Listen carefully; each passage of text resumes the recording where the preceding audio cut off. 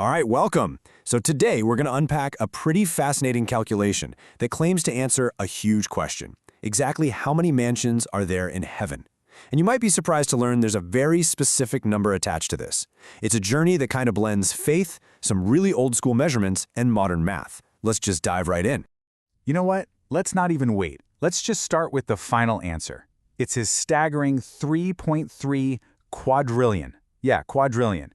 According to one interpretation, that's the total number of mansions that could theoretically fit inside the New Jerusalem, the celestial city described in the Bible. It's a number so big, it's kind of hard to even wrap your head around.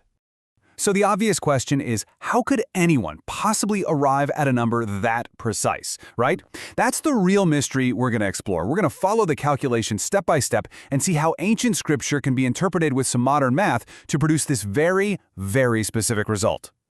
Okay, so the whole thing starts with what the source author calls the biblical blueprint. The entire calculation really just rests on two key verses from the King James Bible. These two lines are the foundation for everything that comes next. Here's the first piece of the puzzle. This verse from the book of Revelation. It describes the actual physical shape of the heavenly city. It says the length, breadth, and height are all equal. So what does that mean? It means the New Jerusalem is a perfect cube. Simple as that. And here's the second piece. This one's from the Gospel of John. This gives us the whole reason for doing the calculation in the first place. It tells us that this giant city isn't just empty space, right? It's filled with many mansions, which are prepared as eternal homes. So now we've got a shape, a cube, and we know what's supposed to be inside it. So, with the blueprint set, the next big step is all about translation. The Bible gives us specific measurements, but they're in these ancient units. To make any sense of them today, we've got to convert them into dimensions we can actually visualize, like miles. The key unit of measurement we see in Revelation is the furlong. Now, it might sound a little obscure today, but if you've ever watched a horse race, you've probably heard it. A furlong is simply 1/8 of a mile. And that conversion is absolutely critical for this whole thing. The book of Revelation says the city is 12,000 furlongs on each side. So the math here is pretty straightforward. You take 12,000 furlongs, multiply that by 1/8 of a mile for each furlong, and you get a direct conversion. Each side of this massive city measures 1,500 miles. Think about that for a second. We're now talking about a perfect cube that is 1,500 miles long, 1,500 miles wide, and 1,500 miles high. Just to put that into perspective, that's about the distance from New York City to Denver. A city on that scale, it's just almost beyond our comprehension. Okay, so now that we have our dimensions in a language we can understand, we can finally get to the calculation itself. With the city size locked in, we can start putting the pieces together and work our way back to that massive number from the beginning. This whole calculation follows four pretty logical steps. First, we're going to figure out the total volume of the city. Then, and this is a big one, we need to define the volume of a single mansion. After that, we'll see how many of those mansions can fit into 1 cubic mile. And then finally, we'll just multiply it all together to get the grand total. All right, step 1, finding the volume of the cube. We just multiply length by width by height.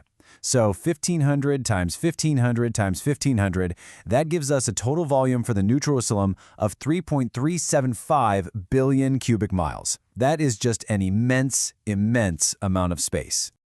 Now for the next part, which is probably the most critical step, and this is where a modern assumption comes in. See, the Bible never actually says how big a mansion is, so this whole thing hinges on defining one.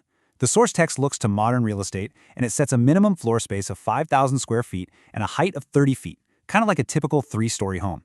This one choice is the real key that unlocks the final number. So, using those dimensions, a single mansion ends up with a volume of 150,000 cubic feet. And with a standard conversion, we can then figure out how many of these things fit into a single cubic mile. The answer? Approximately 980,000. So you can get almost 1 million of these homes into just 1 cubic mile.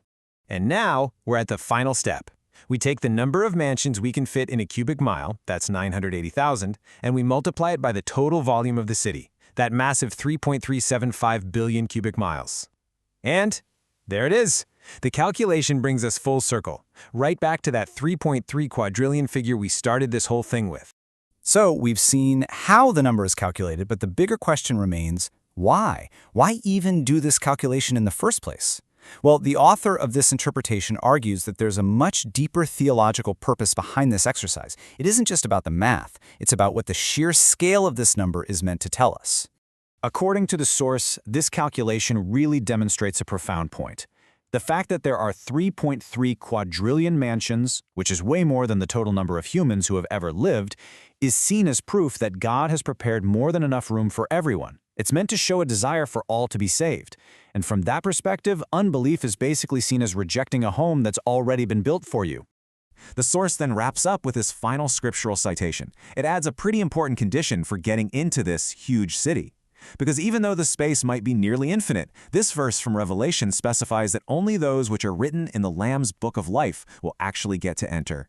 And that brings us to our final question, really.